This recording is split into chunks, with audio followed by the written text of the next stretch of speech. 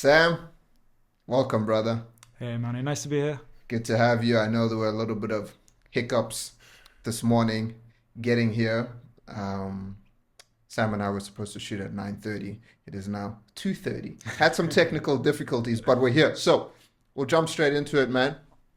You, Sam, have lost a phenomenal amount of Mm, weight. So that's, of course, one of the things I want to talk about today. Not just the number. The number is very inspirational. mm, I think it's going to be a big source of motivation for many people. mm, But I also just want to talk about the things you tried to get there, mentally as well, like certain mentalities like David Goggins mm. that you tried to adopt, and then dietary wise and training and all of that. So just give us a rundown on that, like where you started, how heavy you were, how heavy are you now? Ooh, now like 92, 93. 92. Pretty And happy when you about that. started? When I started losing weight, that I checked was 165 kilo. Okay. But I didn't weigh myself for like maybe like 15 years. I didn't want to check. So it could have been heavier than that. I think in university it was heavier, a lot more drinking, a lot more like fast food and stuff. I think Yeah. it could have been maybe up to 180 or something like that. Okay. Yeah, not So good. so where did it all start? Would you Ooh. say? I remember even in primary school or elementary school, I Hmm. was still a big boy. Like we Hmm. wear like smart trousers, and I had to wear we call them like jogging pants, Yeah. like sweats basically. I was always big, even like high school, and it just carried on through university. As soon Yeah. as you get like the freedom, and you got like in England we get like loans from the government, Mm. so I've got my own money. I'm drinking all the time, fast food, not taking care of myself, no exercise, and it just kind of gets worse and worse and worse Kind of and worse. spiraled. Yeah. Yeah. Um, and yeah, then at university get worse, and then when I finished and got a job, it was I may have been the heaviest point, and you realize that I'm kind of sick of it. I've got Mm. nothing else to distract me because if when you're at university, you think it's okay, I'm getting a degree, I'll be a rich fat guy, it's cool. And then when you have a good job and like you finish work at 5 o'clock, you think I've done that, and you still kind of feel like shit. We can swear, okay? Mm. Yeah, yeah, Oh yeah, yeah, yeah. cool. Yeah, Yeah, you still yeah. feel like shit. Uncensored, Yeah, bro. cool, cool. Uncensored, man. um, So then when was it that you what was the wake up call for you? You can pull that just a oh, little bit sorry. Yeah, closer. No worries. yeah. But what was the wake up call for you? I know often it's not one thing. It can Mm. be a combination of things. It kind of starts to build and then one day you kind of just get fed up. But what was that turning point for you, would you say? I thought about this a lot, Mm. and I can't think of any one specific thing which made me go, okay, I'm gonna plan to do this. But there's a few like flashpoints, like maybe like 3 or 4 months before I really started. I was in China like for work, Mm-hmm. and we went in one of the little tuk tuks with the bike, me and my colleague, and we were in the tuk tuk, and then all of a sudden it just died, and the woman's defender, he too fat, he too fat. Yeah, it cannot work. And she said, I broke a tuk tuk in China with my friend. So we had to walk like a kilometer to the restaurant to meet his other friends. Mm. And they were all like, not barely even spoken English. And like they were speaking. And I knew they were talking about the fact that the big fat like foreigner who was here Mm. broke a too fat for tuk tuks. And I knew they weren't being like mean, but I just felt like really like Brutal, man. brutal, ashamed. And then the rest of the trip, I just felt like the elephant in the room, basically. Mm. There's a few other things, but like mainly is the fact that I always avoided it. I swept the problem under the rug because I felt like being at university, still I studied finance. I thought I'll get a good job, it's cool. And then that was gone because I'd graduated university, and Yeah. it felt like now it's the next part of my life. Mm. You can't just keep sweeping it under the rug, you know. Um, but I suppose the thing which kind of actually started it going was my office was in. Have you been to England in Manchester? Been to London. Mm. Well, it's got at the centre of Manchester. My office was like overlooking the centre of it, Okay. and my friend from university, who was still doing his PhD, messaged me one day and said, "Hey, on my way home from uni, there's a gym which is just by your office. I'm going to start going there a couple of days a week. It's a tiny gym, not very busy. And he wasn't telling me, hey, you have to come to the gym with me. Like, come. He was just saying, I'm going to be there. I know you've been stressed at work. I'll be there. If you want to do something, just let me know. And yeah, I don't know exactly what it was one day, but I decided to go and we just chatted about football. He wasn't trying to say like, come in and go on the treadmill for an hour. It was like that kind of bit of support, you know? And it's not that my friends weren't doing that for a long time. It was just, then was my time. It was my time to do it. I wasn't ready other times. The reasoning for wanting to lose weight wasn't there, you know? Have to have a decent enough why. Yeah. So they say, right? Of course, timing as well. Having the financial capacity to sign up for a gym, having the information available to you. But cool. So you walked into the gym that day. Is that where you met the PT? Because you told me there was a PT that kind of screwed you over. And then that ruined your trust moving forward in relation to PTs. You couldn't trust PTs after that for a while. Is it at that gym where that happened? Yeah, it was at that gym. It was a tiny gym. It was like the super budget gym. I think it was like £12 a month. And the first like 4 or 5 months, I would just go in, walk on the I'd do like half an hour walking on the treadmill, half an hour on the exercise bike, half an hour on the elliptical machine. And that was kind of it. Like super low intensity, just watching stuff on my phone and stuff like that. After a few months of doing that, you know, where PTs come up to you, they start talking to you, and he seemed super friendly. He was probably like 19, and I said I'd sign up for a few classes, and I signed up for a few, and eventually I signed up for like 20 classes in one, paid him up front, which is stupid looking back. Yes and no. I don't think so, man, because you should be able to trust the PT. Anyway, continue. Well, that's exactly the conflict I've had in the head for the last few like years. But looking back on it now, the dude was a terrible PT. Like he would rock up like 15 minutes late, and he would have like we have Greg's in the UK, it's like a bakery fast food, and he'd have like a hot sausage roll. So he stopped for food on his way to the gym when he's 15 minutes late for me. We'd just go around to all the machines and I would do something. He'd go, yeah, do like 10. Yeah, 10. And then when I finished, he'd just kind of look around and be like, oh, yeah, let's go do this. He would just tell me stories about how he got fucked up at the weekend and stuff. But for me, for someone who had just been in the gym, I would go like every night, but I was always trying to like shrink in the gym. Yeah. I didn't want to be seen by anyone because I already felt like people in my head, everyone, as soon as I leave the gym, everyone's talking about me, saying like, he's a fat guy. What the fuck's he doing here? What's the point? That's not going to work. Look at that. So I was just happy that someone who like was in shape was talking to me and giving me some advice. Whether it was good or bad, I really, really didn't care. I was getting a structure of it. And I could use the machines because I was terrified of the machines before that. More terrified of machines than you were of free weights? Free weights included. Okay. I'm saying I knew walking, you can lose weight. Okay. Exercise bike. Like the cable machines and stuff, yeah. Anything that wasn't exercise bike, elliptical and treadmill. Okay. So I don't know how to use them. I didn't want to like go up to it and be like, you know, with the seated shoulder press. I didn't want to go to it and be like, to get it wrong. And you know when someone fucks up on a machine and there's a big like, and everyone turns around. You didn't want to draw that attention to you. Yeah, so your safe zone where you felt the most comfortable at the gym was on the quote unquote cardio machines. Mm-hmm. Yeah. Okay. I felt like, because I knew I know how to fucking walk. Like I do know how to use the elliptical machine. I can just put the thing, I can do it quietly. I'm not, you know, I felt like I could, and also it was good. It helped me like do 20 minutes and the next 25 minutes. I was like, if I've got extra time, okay, I'll do 45 minutes today. It worked for me in that way. I've never thought of that or heard that, because typically in my mind, I know, generally speaking, that's where society tells ladies to go.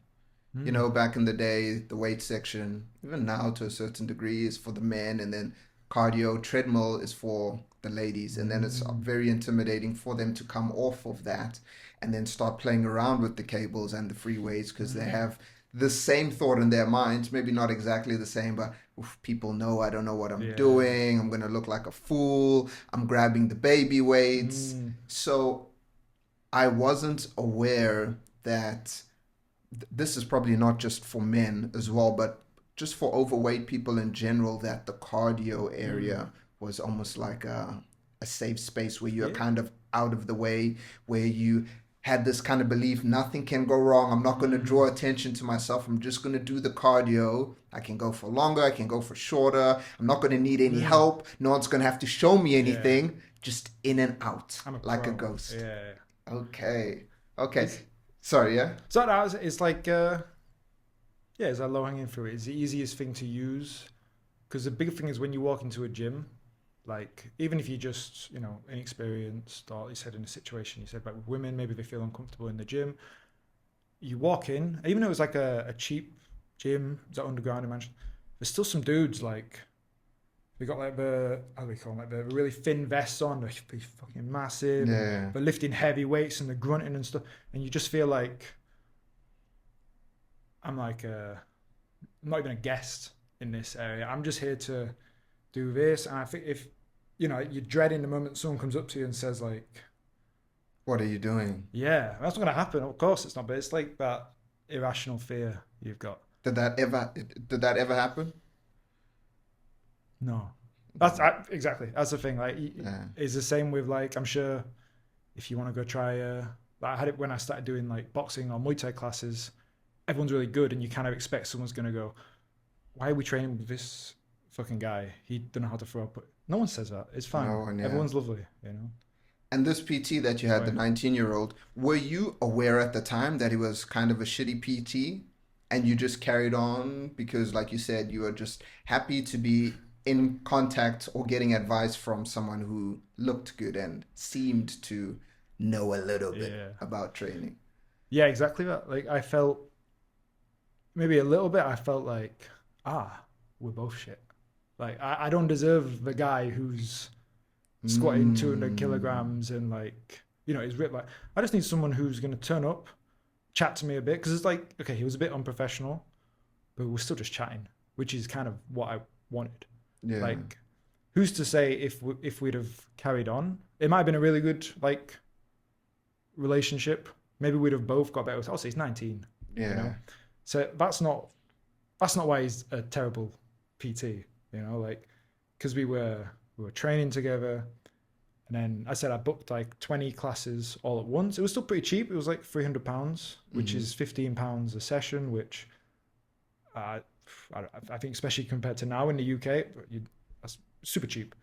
Um, I think I did 3 sessions and I went into the gym one day and the owner, I was like, oh, I'm supposed to be meeting, what's his name, today. He said, oh, yeah, we had to let him go. I was like, yeah, he kept turning up late and they were kind of talking shit about him. I was like, okay. So I texted him. I said, okay, you're not training at the gym. Can I have my money back? And he said, oh, it's okay. I'll train you outside of the gym. I was like, I don't want to train outside the gym.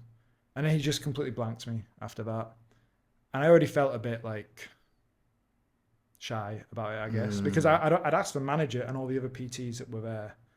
And again, it's like the thing I was in China, like everyone is there talking about my embarrassing moment, my yeah. vulnerability, my gullibility, the way it felt. And I was like, yeah, we can't help. Which I think is kind of shitty from the gym. Like he works, I know they're That is shitty. part time, no, not part time. They're like freelance, I guess, in the gym. But they wouldn't take any responsibility for it, which I don't know, it just kind of sucked, Like it felt like it's almost like the realization of my fear that like I don't belong in a gym.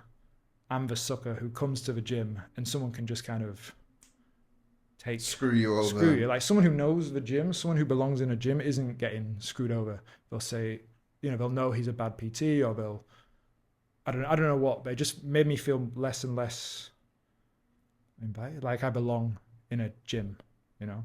Um, 1 second. yeah. Is the AC okay? It's perfect. Yeah, it's good, Okay, good, it's good. yeah. I'm just gonna make it swing because I'm starting to burn.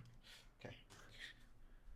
So now, do you feel like you belong more? Because you're a savage, at least in my eyes. You know, I see the type of training you do. You recently competed in the High Rocks. Mm. You're a fit dude, man. Yeah. Fit dude, strong dude, moving serious weights on the sled. Mm. See you deadlifting. But sometimes I know that still on the outside, you might look like a savage. Some Mm. people look great, like they have the abs and all of that, but inside they're falling apart. They're actually not very healthy. Mm. So, do you feel like you quote unquote belong in the gym now? You know, do you feel like it's a kind of space where you can make your concerns, where you can voice your concerns or give advice to certain people? Where are you in relation to that now? I think in certain areas, I Mm. feel like I can.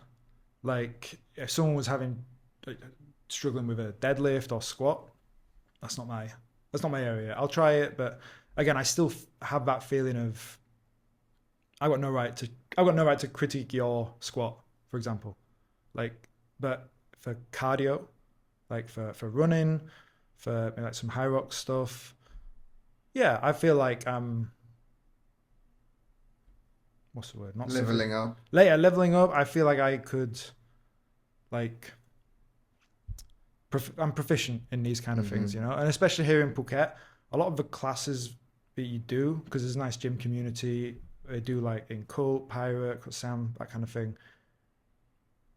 I feel like most of that is just really grinding through the workout at the end. And I feel like I can encourage people that I get really confident, especially if we're in one of those Mm. workouts where the last 20 minutes is just all out, balls to You've the pushed wall. me a few times as well Yeah, during the High Rocks classes. yeah. Like, oh, come on, like, okay, Fuck. we get these burpee broad jumps done. You know, yeah, for Yeah. real. You've helped me, man. Because like that's what it is to like it fucking sucks. Like, Mm. but once you've done it, and it's great. It's the same with like Muay Thai because I trained it for a long time here.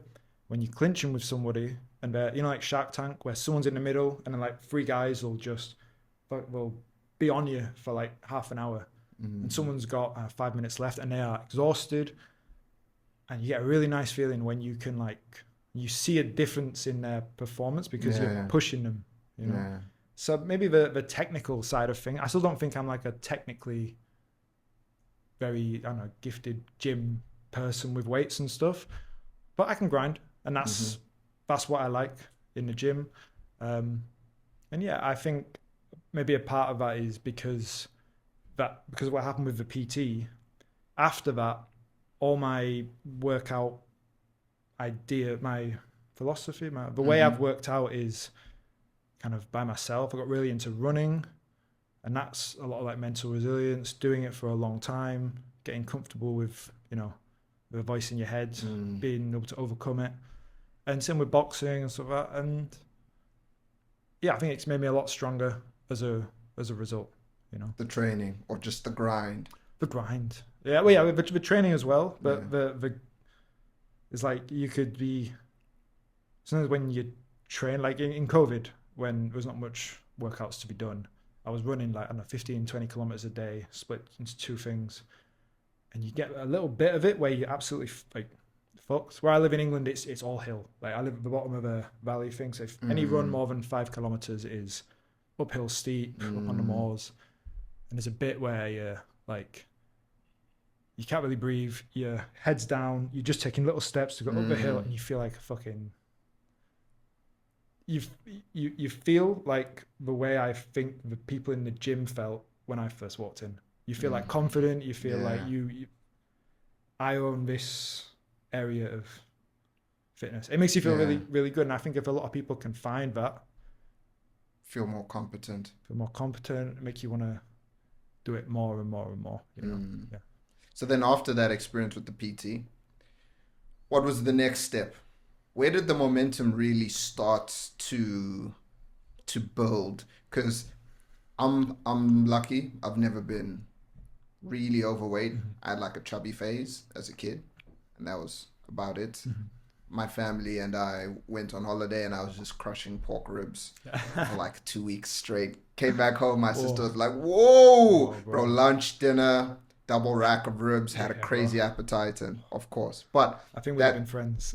yeah, that's the Yeah, but extent of it. That's the extent of it. So I don't know what it's like mentally to have to get myself up and go to the gym, mm, especially at that weight. mm, You know, I just imagine that 1 kilometer mentally just feels different. The yeah, perception of a kilometer must feel different for me in comparison to someone that's 100 kgs mm, or 50, 20 kgs mhm, overweight. So I'm asking where this momentum started because you obviously had to get through that monster or that mountain in your mind. mm, Maybe you didn't tackle the whole mountain immediately. mm. Maybe you had like incremental goals, like, okay, bro, just come on day one. But after that PT experience, what did you do that slowly started to give you the belief that you could lose the weight? Well, first thing I did was stayed away from that gym and had like a month of relapse, I guess, back to old Mm. ways. And in those first like 6 months of doing that, I lost 15 kilograms. I was 165 down to 150. So it was good, but there Mm-hmm. was zero diet. I was still smoking 20 cigarettes a day. I was still getting absolutely fucking hammered on the weekend with my friends. Still really bad junk food. And after like a month, I got into Couch to 5K. Mm-mm. It's a running program where basically you start, because you said like a kilometer, like when I was started at like 150 kilograms, not a chance, not a chance. I'm going anywhere near 1 kilometer of running. Like I could do like 15 seconds before I mentally and physically just gave Quite up. literally 15 Yeah, like seconds. Right?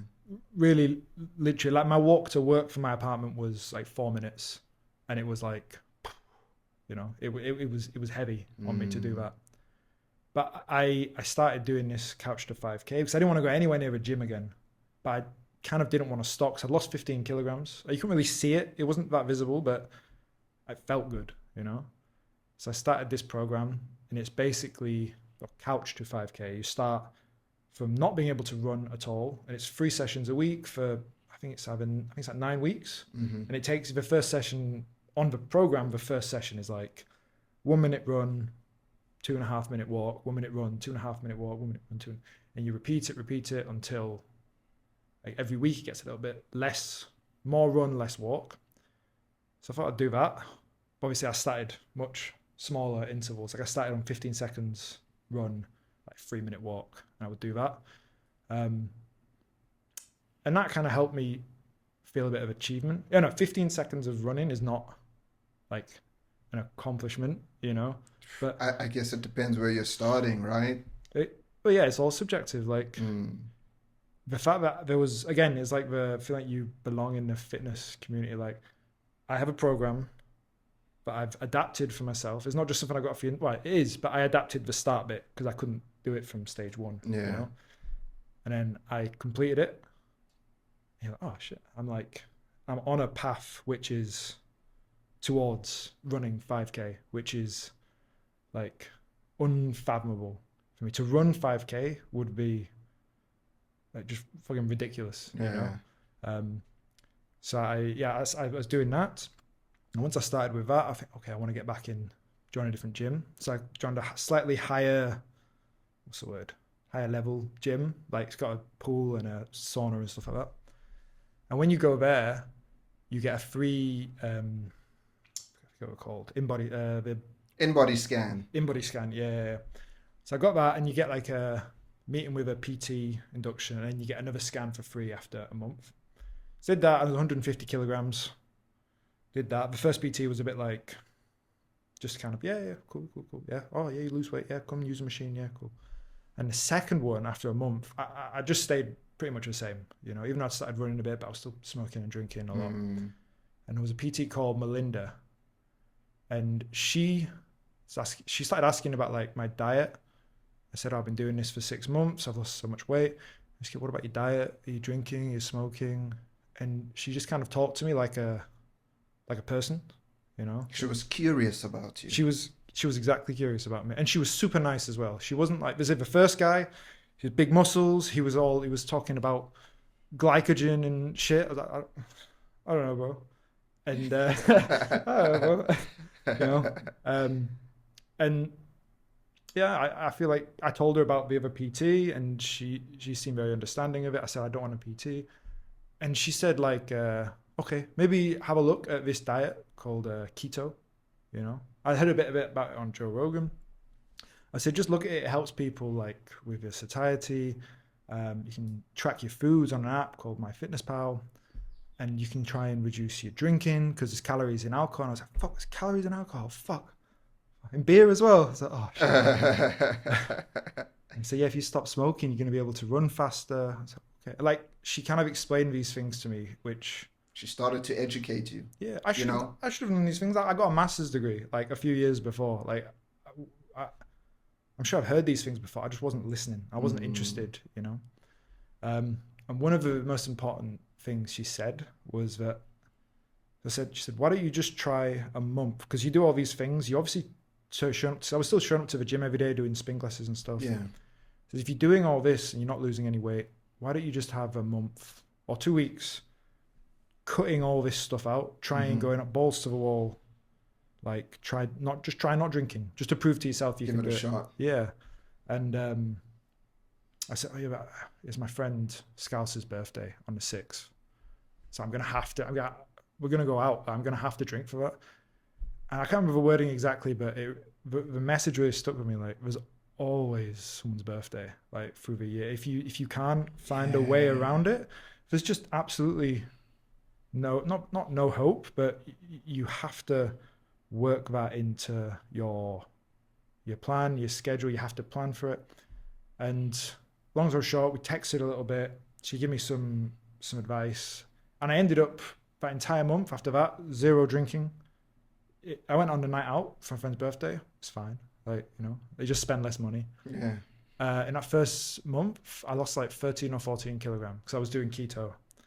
And I know probably like 5, 6, 7 kilogram of it will have been water weight, but I looked different, and it was like, oh, I want to keep this. I was 150 down to 136. I did the scan again, and my body fat percentage went down from like 52% to, I don't know, it was like 40 something percent. And then after that, that's when everything was locked in. Cruise control. Yeah. And the running got better. I gradually stopped smoking, taking nicotine patches and stuff. And yeah, that's the moment I locked in properly. You know. What's the name of the lady? Melinda Boros. I did a post about her a few weeks ago, and I messaged her and said, like, you probably don't remember me because, like, I was at that gym for maybe a few months after. I think she might have left that gym. But I messaged her and said, like, I don't think I would be doing what I'm doing now. I don't think I'd be as healthy as I am now if you hadn't said that to me. And she said, oh yeah, she remembered me. She says she tells some of her clients about me. And yeah, if you're watching this and you live in the UK and you need a PT, just message me and I'll say, great. You know, like, Go to Melinda. Melinda, yeah. Like, that's awesome, man. I like how you also brought up that first PT. Well, not the first PT, the second PT, but the first one at the new gym. You know, the big guy using all of this technical language. And then here comes Melinda, and she's just curious about you. I think that's huge. I've been having this discussion quite a bit with a number of guests and a number of friends, and I've been saying that people skills will get you so far, bro. People, because that other PT who was telling you about glycogen, 0 ability to read a room or to read a person, right?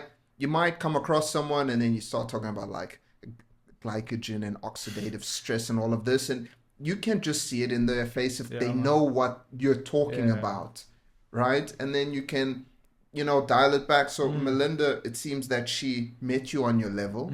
Like, okay, this guy, I'm not going to use the technical language, but more important than anything, she was curious about you. For me, I think that was the key. Yeah. because that, I would imagine, made you feel seen. She's Yeah. asking questions. Oh, she wants to know about me. Oh, she's Mm-hmm. asking, oh, what's my diet? Oh, I haven't thought about all of this stuff. Oh, calories and Mm. alcohol. She's teaching me. She doesn't. I'm not even going to pay for her services, Yeah. but I'm going back and forth with her on WhatsApp. She's responding to me. I'm just this fat guy. Like, what? I have no business talking to Mm. this kind of person. And shout out to her, Yeah. man. Really shout out to her, because one thing I have learned in my years of coaching is, even back when I was coaching jiu-jitsu, before I was any good at Oh. jiu-jitsu, I was teaching people not because my skills were amazing, because I was actually interested in them. Mm. I believe that's why they approached me and they were like, hey, man, could you do this? Could you do that?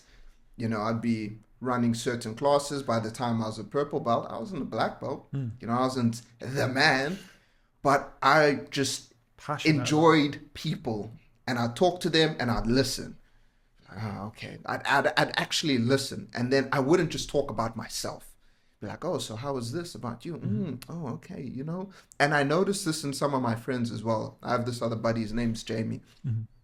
And when we first met, I remember we were at the sauna one day, hanging out, and some stranger heard our conversation, jumped in, we're chatting. I don't remember the topic, but I remember watching, or rather observing, Jamie's interaction with the stranger and the questions Jamie was asking. I was like, Mm.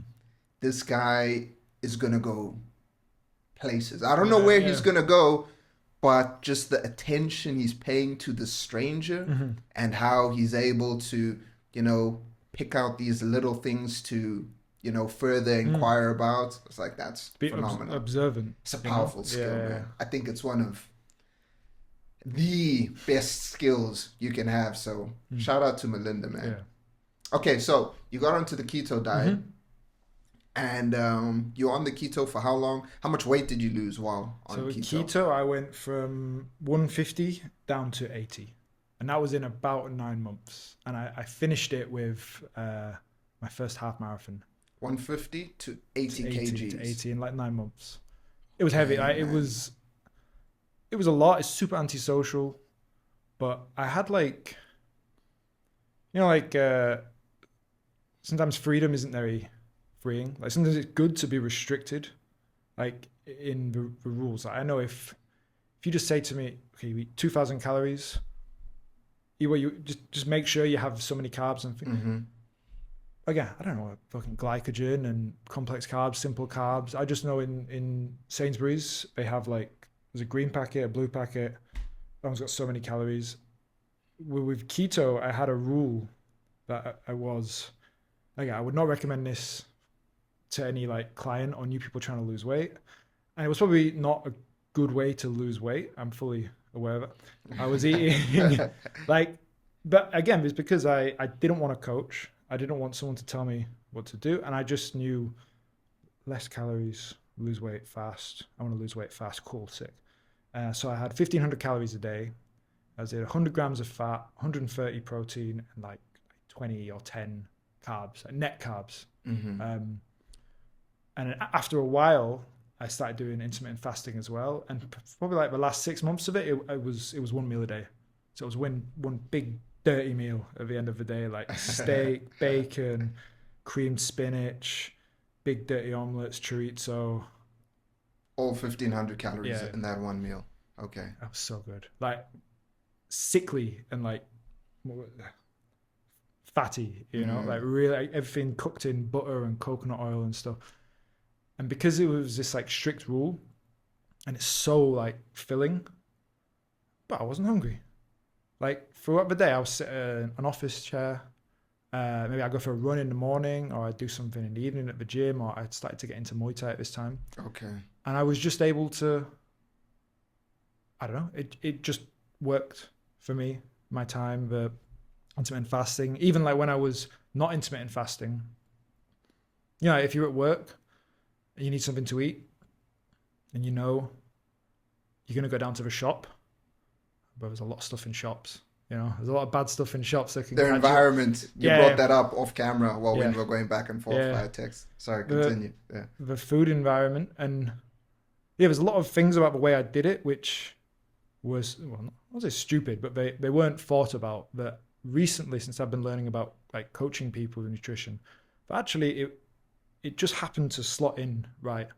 Like, you know, the fact that I could do intermittent fasting, because I didn't have like an active job. I wasn't going into supermarkets. I was kind of staying out of these temptation zones, you know, because like I said, the walk from my office to my flat in Manchester, it's from Piccadilly Gardens to near the train station, if anyone knows it. And at the time, there was like 4 convenience stores, was a KFC, was a shop called Fatso's, which is like this amazing like sandwich shop with like old ladies who make like roast dinners and stuff in the middle of the day. But like sometimes I would go about it and I'd spend like £20 on the walk home, you know, because I was hungry. Go buy loads of stuff in this shop, then this one and this one. I just have like a rancid pig out when I get home. So getting rid of that helped. The keto, because I was eating foods which are filling and delicious, and steak and bacon and chicken and stuff. Yeah. It just works for me. And you'd have your one meal at the end of the day. Yeah. Basically, when I finished work, I would try and do a run in the day, or then after work, go do something else. We do Muay Thai or something, and then big meal before bed. Go to bed stuffed. Through the day, I would drink like chamomile tea, because I had like black coffee and stuff, and I experimented with I forget what it's called now, where you put butter in the coffee for a while. Fat fasting. That's what some people call it. Where you're fasting and you just like, you're talking about bulletproof That's coffee. Yeah. I knew it had a weird name. Yeah, bulletproof coffee. But that's not for me. That's fucking weird. I used to drink bulletproof coffee as well. Yeah. Just to help you feel full, or you were trying to... I just like fatty food, man. I like the bulletproof coffee. I think I was on the hype as well at the time. At the time? Yeah, many years back. Yeah. Didn't Keto really know. Joe Rogan was all about keto, you know? Like, and that was another, like, probably was my most formal sort of nutrition education. Joe Rogan? Was Joe Rogan. Ooh, shout out. He doesn't need a shout out. Yeah. He's good. Okay, but so very interesting, because I'm curious now about how you're not keto anymore. No. Like I said, after the marathon, I had a pizza and a beer. And after that, like, I've had little bits of it where I'm thinking about going back to it. Maybe if I wanted to drop a little bit of weight, but it's just not worth it. Like, you can still drop the weight. Yeah, off exactly. keto, but why do you think it is that you haven't relapsed? Because I'm sure you've heard it. I've heard this many times. People will cut out the carbs, lose weight, reintroduce the carbs. So what do you think it was that made your circumstance different? Why, after coming off keto, did you not put the weight on? Why do you think? So I just really loved exercise. Like, like, the phrase like off the pills on the hills. Like, people are drug addicts. They've got an addictive personality. They get off drugs, and then all of a sudden they get into like hiking and ultra marathons and stuff. I think it's that kind of thing. If you've got an addictive personality, once an addict, always an addict. Yeah, they might not be on the pills, but they're just addicted to something else a little healthier. Yeah, and my friends, everything I do 150%. You know, if I'm a fat layabout, I smash it. I do a really good job of being a fat layabout. Like if I want to exercise and work out, and I've got like goals at that point. Like I said, I did in that time just before I did the half marathon. I did I don't know if you have them in South Africa. It's like white collar boxing. You know, like charity events. You sign up, a gym gives you 2 or 3 months training for free. We have that. All your friends come in, tuxedo and just get absolutely smashed. There is some money for charity. And I signed up for that when I was probably still like 110, 120 kilograms. So I did the training for that. It was the first like combat experience I had. And when the night came for that, because I was training really hard for it, and I really liked the idea of having like a target to follow, help me lock in with my like nutrition. I was finding like if I run more than the guy I'm fighting, I'll be fitter than him, I'll be stronger than him. if I train harder, I can reach my potential kind of thing. Mm. And then the night, I had some friends from school who I hadn't seen in like a year since I was really big. And they came to the event all suited up and stuff. And when I got in the ring, because I hadn't seen them before, they hadn't seen me since I dropped all this weight as well. I just heard this massive fucking roar. And they were going crazy. Like, all the crowd were like turning around. Like, what the fuck are these guys doing, you know? Yeah. And like, Sam I got is that fucking transformed, bro. I won the fight. It was a shit. It was awful. It was so, like 18-ounce gloves, head guards, like this shit. Yeah. But you won, man. I felt so good after it. And then just like there's like goals. I did the half marathon. Okay, well now I want to do the marathon. Then I want to do an ultra marathon. I did the boxing. Now I want to do Muay Thai. And as much as like, I think if I didn't have that, if I wasn't committed to a sport, like at that time, running was the main thing. I fucking love running. Yeah. There's no way I would have stuck with the nutrition. I'd probably maybe I wouldn't have, because the reason I stopped smoking was because I wanted to hit that 5K. I realized I can't run if I'm all the time. Yeah. So like, again, it's like your why. My why wasn't I want to lose weight. My why was I want to do a marathon. I want to do these things which all through my teenage and like young 20s I thought were just, favor for other people, and I wasn't physically capable or like mentally capable of doing. And I just wanted to kind of, achieve those things, prove to myself I could do it. A little bit of Goggins thrown in there as well. And I think that's what it was. I stopped the keto. I was still tracking calories pretty aggressively. Not, like weighing the ketchup and stuff like that. And yeah, I managed to stick with it. And I had a goal that I wanted to, at the time I was changing my job. So I worked in finance. I was working as a trader, but it was a stressful life. And I was going to change my job to asset management, did all the interviews.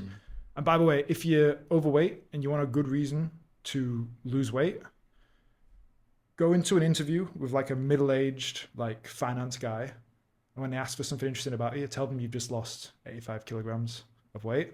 They fucking love it. They love it. Like they're like eating out of your hand for like half an hour, asking you how you did it. Oh, it's like, an interview, you want to leave them with a memorable thing. There's going to be so many like second interviews and stuff, and start a relationship on a good, what's the word? On a good footing. Yeah. So you changed your lifestyle essentially. Yeah. That's what kept it. It Gave me confidence, so much confidence as well.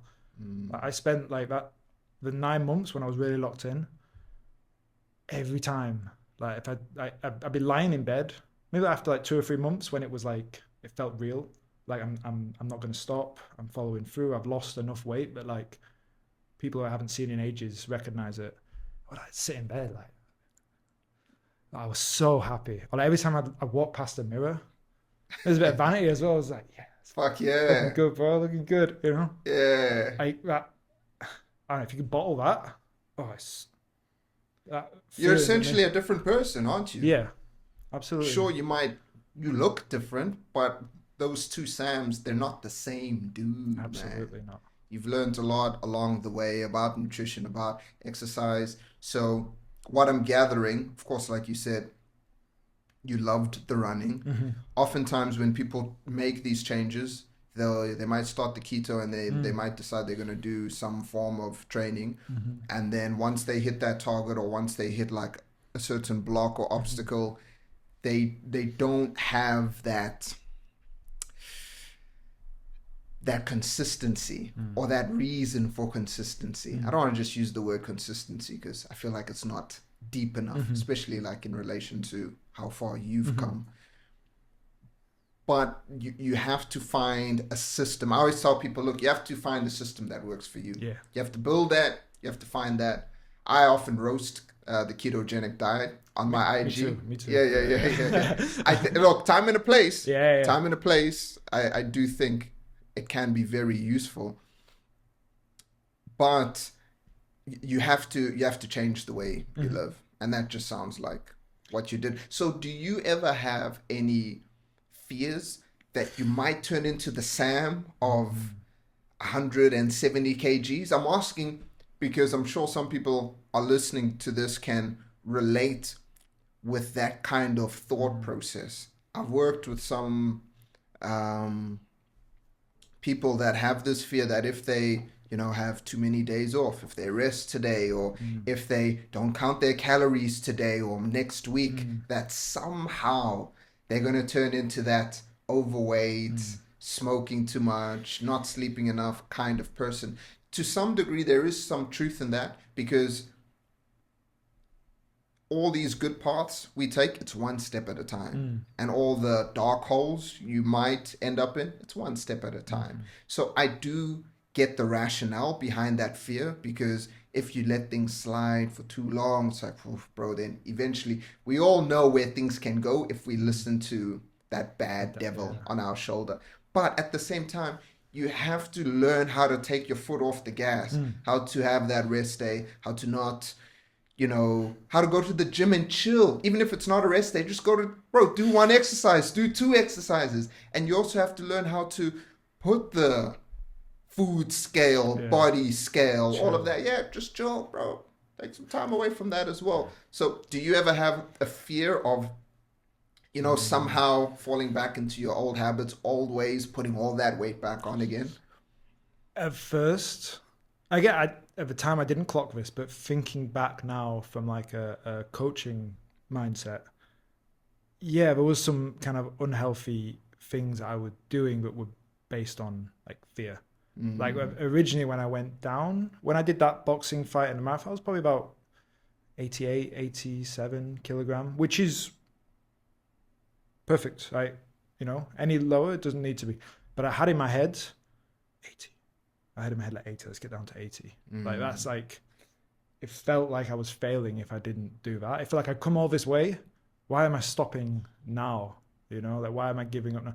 And I had a while where I really, really tried to get down to 80. I got there in the end.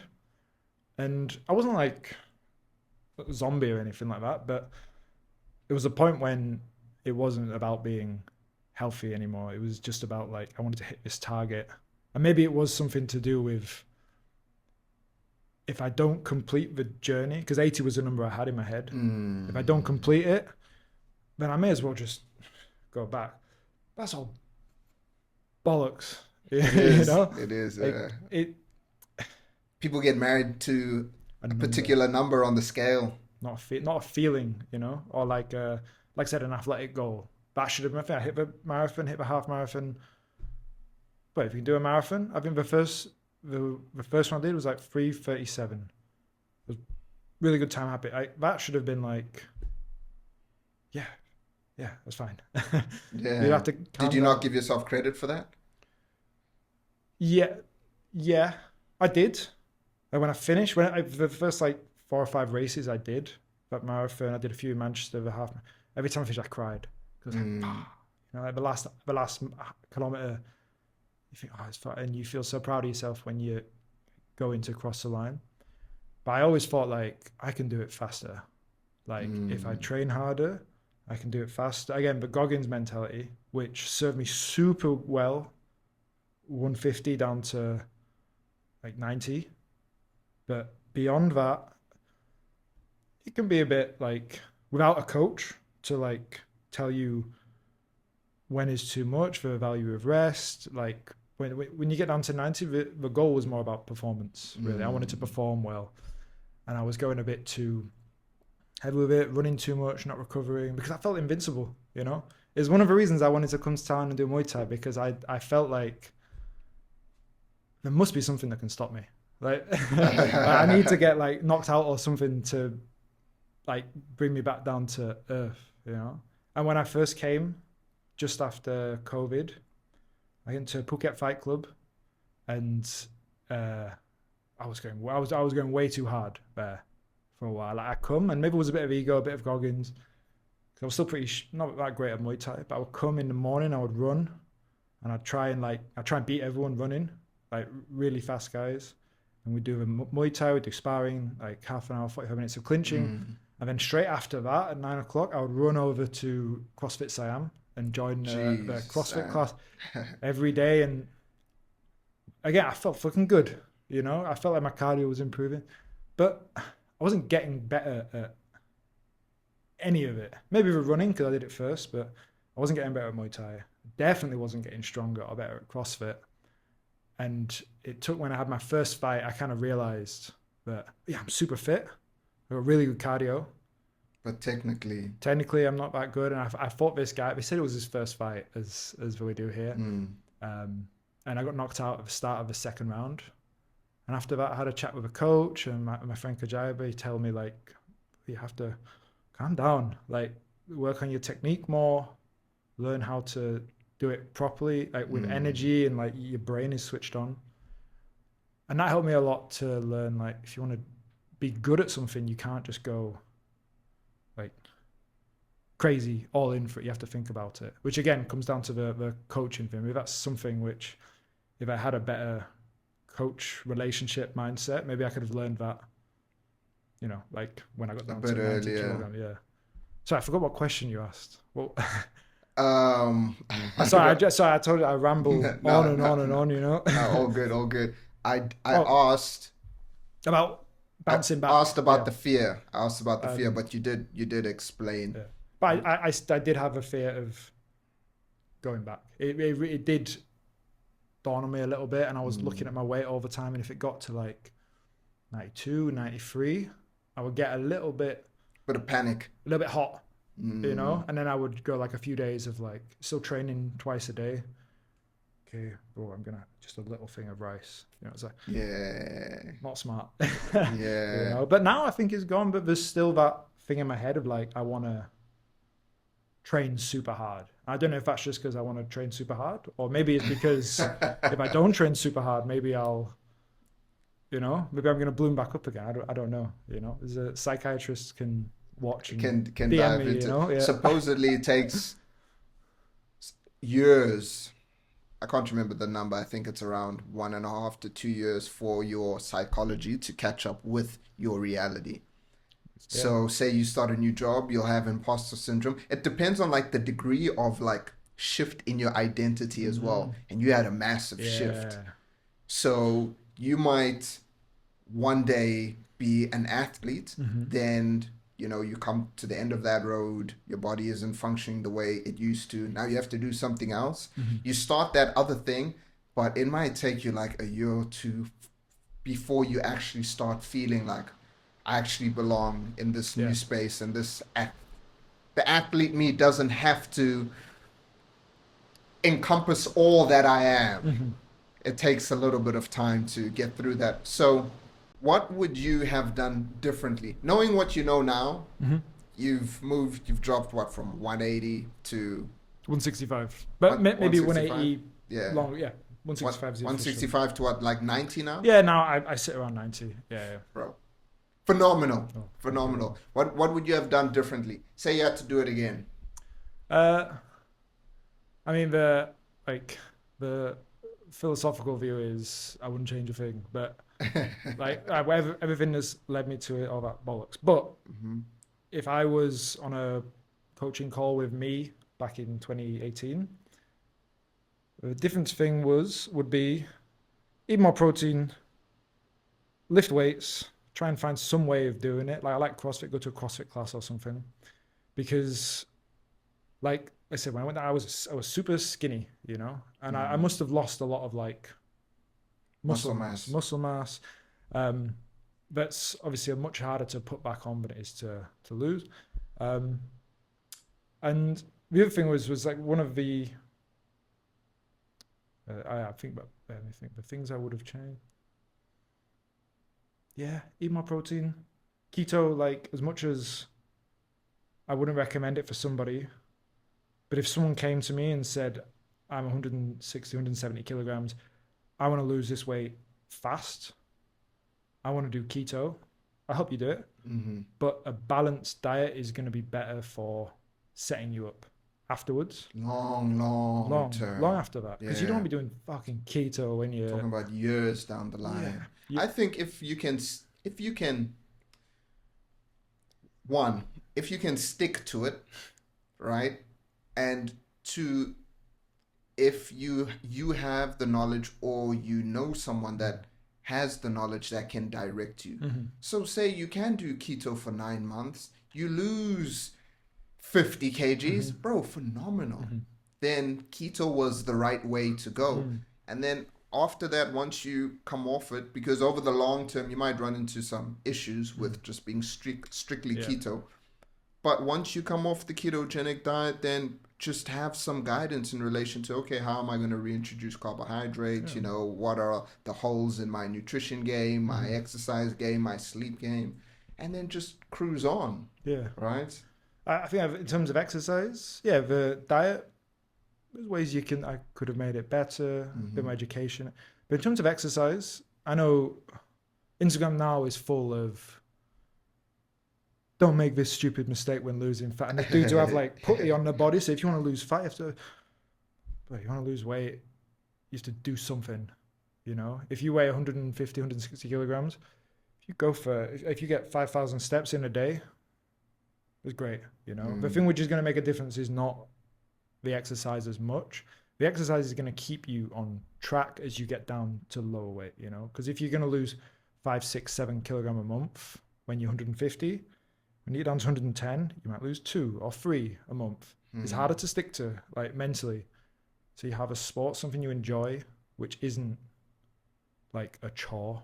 You said you did BJJ, right? Yeah. You didn't go to that thinking, gotta get my hour of exercise in today, because you enjoyed doing it. It's fun. I had that for Muay Thai, for running. I would say to anyone, find a hobby, an exercise, you like hiking, Something. do that, And give it time. Yeah.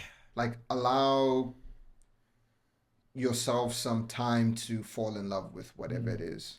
Because you'll tell people, like, find something you enjoy. It's like, I don't enjoy anything. Like, bro, come on, man. Just go try it. And I was talking to someone about this the other day. It's like, okay, you don't like the gym, right? And they were like, I've done some functional training classes before. They just meant like throwing kettlebells around and dumbbells and that kind of thing. I was like, okay. Now, within that functional class, bro, did you enjoy one thing? And he's like, there was this exercise and this I was like, bro, okay, go find a few more exercises like that. And bro, just do that every week. Yeah. And then eventually you'll find more like, okay, maybe you're not a conventional weightlifting type of dude. Maybe not now, maybe in 2 years. And that's fine. Maybe never. But right now you like throwing kettlebells around a little bit and you like the feel of the dumbbells. And so just do Momentum. that, build, leave it for a while if you have to go, do the Muay Thai, go back to that and just try shit. just try some stuff, man. Cause the one thing I wanted to say is like, the videos of people saying like the best way, the only way to lose fat, because that way you're talking about like the way to go from 90% to 100%, or the extra 5%. Like, if you're going to spend half an hour working out, you're going to lose 5% more if you're doing an uphill walk on a treadmill. But then people see that and they go, "Boy, I couldn't do that." Or, "I don't want to walk on a treadmill for a while. I'm not near a gym." Again, it just kind of like creates a barrier to thinking it's not something you're not part of, something you're not going to want to do. I don't know how you tackle that as like someone trying to get people into fitness. But if you've already got a coaching relationship, just try as much stuff as you can. You've got no idea what's going to like actually work. Take it from you, the man who had to run in 15-second increments. Yeah. Couldn't do a minute at first. Couldn't even run for 1 minute, but you ran for 15, and then you slowly started to build up slowly. And I doubt you loved it initially. I fucking hated it so much. There was a route from my apartment by the train station in Manchester, Piccadilly, up to the Etihad, Man City Stadium. So you go along the river, past all the crackheads, you go up around the stadium, back down. It was exactly 5k. So I would just do the couch to 5k thing every day, doing that.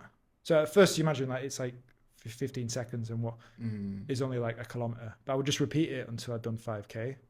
I fucking hated it so much. Because when they have the recordings, they have like celebrities saying, "That was a great interval. Just take a breath now. You're doing great." And it was like a comedian called Sarah Millican. She did like the voiceover. I fucking hate Sarah Millican. Now I fucking hate her because she's Yeah. telling me like you can do it. You can. Like, fuck off.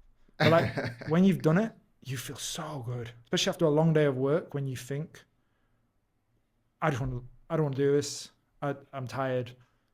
And I guess you'll feel it when you're working out here. You do BJJ or something.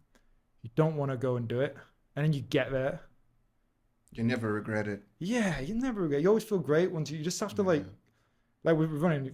Once you step out of the door, you've already finished because you're not going to stop. Like it's don't